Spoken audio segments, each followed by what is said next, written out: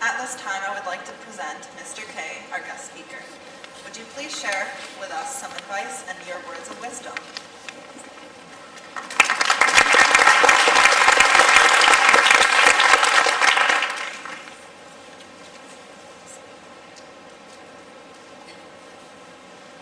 Test.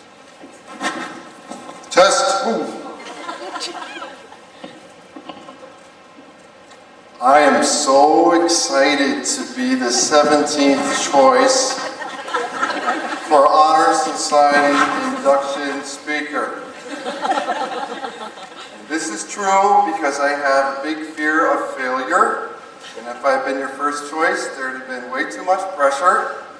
And I figure that if there's anything worthwhile in what I say, it can be as a total shock to everyone, probably even to myself. I was born to a poor but proud family in a small town in northwestern Pennsylvania at the edge of the Allegheny National Forest. I thought I better start that way because I get the impression that when teachers talk to you at this event, they usually recount how they were able to be successful in life. Well, actually, I thought it might be more interesting by sharing the opposite. Because I just told you that I had a fear of failure, and I have some noteworthy failures in my life that I would like to and maybe need to share as a way of maybe moving on. So, I once led a stellar athletic career as a high school runner. As a freshman and sophomore on the track team, I had the distinction that as I ran the 2-mile, there was only one other boy in the county that could not lap me in a race. I was on our high school swim team, and the first time I ever did my race there, which was the individual medley, and some of you know what that is, I had to be rescued out of the pool because I hyperventilated. I got a 73 in driver ed, and consequently missed being valedictorian of my senior class by a fraction of a point. I tried out for the school musical as a junior, and I got a lead part. But it was the only lead that didn't sing. So I tried out again as a senior, and I got a lead again. They had a huge solo, and my teacher cut all of the singing for that character. When I was 14, this kid in my class, Chris Ramaker, looked at me at the homecoming float party back at good old Mayville School and said to me, "This is very damaging for me.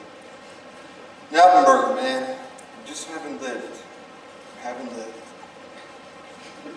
He was also 14. Jennifer Barlow did not want to go out with me because I didn't call her enough and I didn't act interested. Lisa Godfrey didn't like the fact that I took her to Ponderosa on our first date.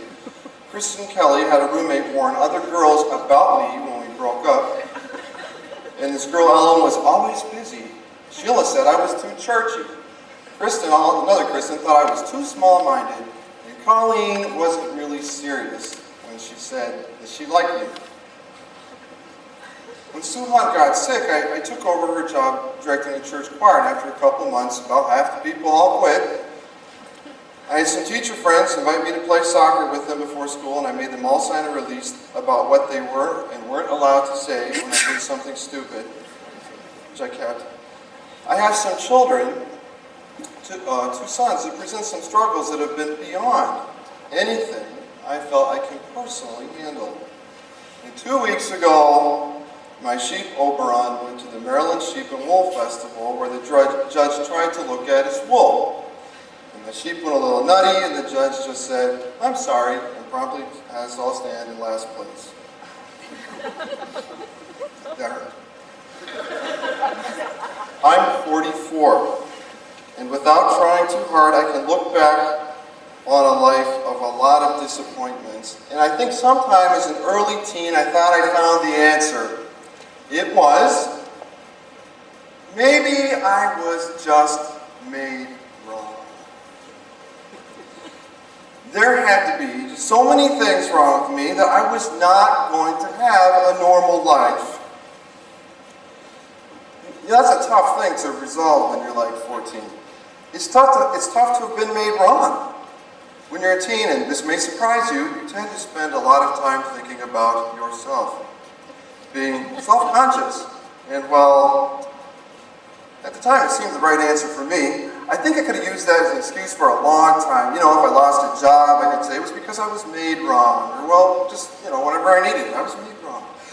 I guess the biggest problem with believing a silly statement like that is because, well, it's a lie. Can you imagine that? The biggest thing I thought to be true about myself was a lie. So I've got something I want to ask you right now. The kind of answer is what I've been talking about. This is a question for you because I know now, as a sort of grown-up, the doubts about yourself are normal. I'm willing to bet that as you're sitting here right now, there's somewhere in your life, even something maybe you like to do, where you feel inadequate. Like you don't have what it takes, and there might even be something wrong with you. So if you've ever felt just a little bit different, a little bit on the outside, incapable in some area, think for a second. So why are you sitting on the stage anyway? It's not luck that you're here tonight. There must be something about you, something that landed you in honor society that is really wonderful. But as some of you get ready to graduate or start a senior year where you're going to try to do 1,000 different things, and as you stand at the crossroads of the decisions of young adulthood, I just want to ask, with all your extraordinary gifts, why would you expect to lead a normal life? And what's normal anyway? And who wants it? Will your first college choice actually be where you graduate? What if you don't even get in at your first college choice? What if your roommate is really weird? What if your prom dress doesn't fit or, worse yet, falls off? I'm at the prom, I know. I think I can be kind of bold here by saying to you as a group of 15 through 18-year-olds, and as an adult who not only knows many of you very well, but also loves you, get ready. I mean, get ready for what's ahead, because you are in for one wild ride. You're here in Honor Society. I think you know what Honor Society stands for, but let me give you my interpretation. Scholarship? To me, that means you're curious about all kinds of stuff, about the world, and you want to know about it. Not all the same things, but as I see all of you here, I think you cover a pretty wide territory. Leadership? That means you step forward in life with confidence, and that means a lot more than being a class president or a team captain. Character? That means you know who you are, and that you have a sense of self. If you haven't figured out that one completely, it might be a good idea to spend some time there. Service? To me, that means empathy.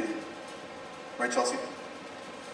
You might be selling hot dogs in front of Tops to support some cause, or you really might be on your way to putting yourself in someone else's shoes and being willing to sacrifice your own needs for that other person's. I'm not really sure there's any other way to live. I'm really proud of you. And Erin Archer said to me once that she thought I was a teacher because teenagers fascinate me. Well, that's true. You fascinate me because you're so many things, none of which I would classify as normal.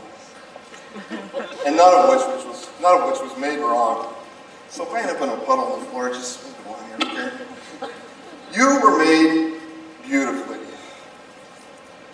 And I can't wait to see what you do in life.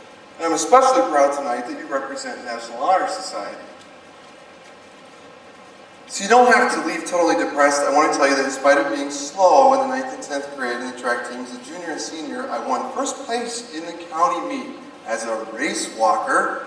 Set the county meet record, and since they quit having the walk after that year, it still stands.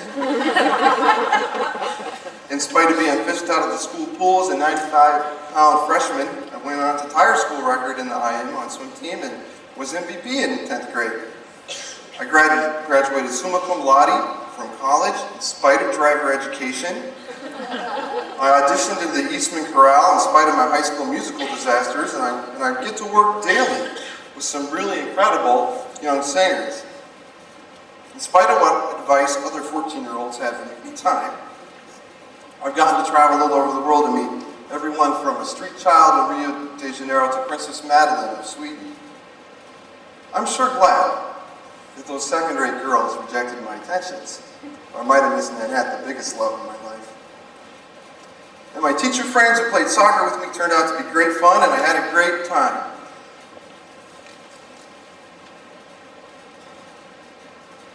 I may have a couple of children with profound struggles. But unbeknownst to me, when I came home with them from Brazil, Nanette and I were also coming home with a little Esther, tucked away inside of my wife. In the Sheep Festival last place, well, they haven't heard the last of me. You're here tonight because you've really got it going on.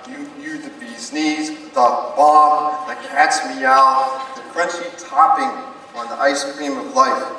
And who knows what wild and crazy thing you're going to end up doing. And if it's a little different, so what? With all of your extraordinary gifts, you're not going to lead a normal life. So let me end with a quote from a favorite song of mine. I hope you don't mind. I hope you don't mind that I put down in words how wonderful life is while you're in the world. Congratulations.